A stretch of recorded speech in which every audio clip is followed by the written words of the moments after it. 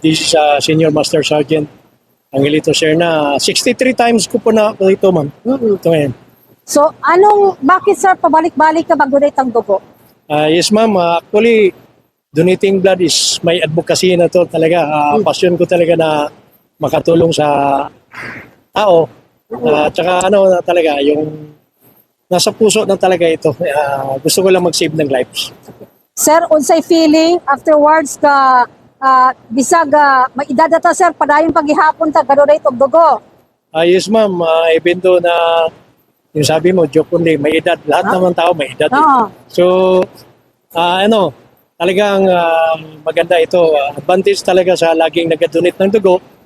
Parang sasakyan, pakiramdam no, bagong change oil.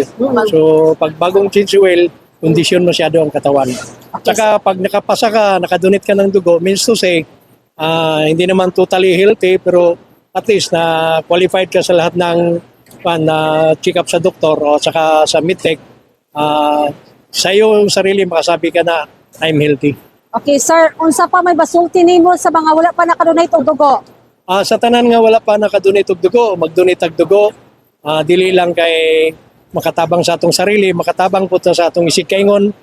Sa atong pag-donate og dugo, panatag kinabuhi, makasalba na tag kinabuhi. So, importante ni sa tanan kay ang pasalamatan ako actually ang Bumbo Radio ug ang atong Philippine Red Cross.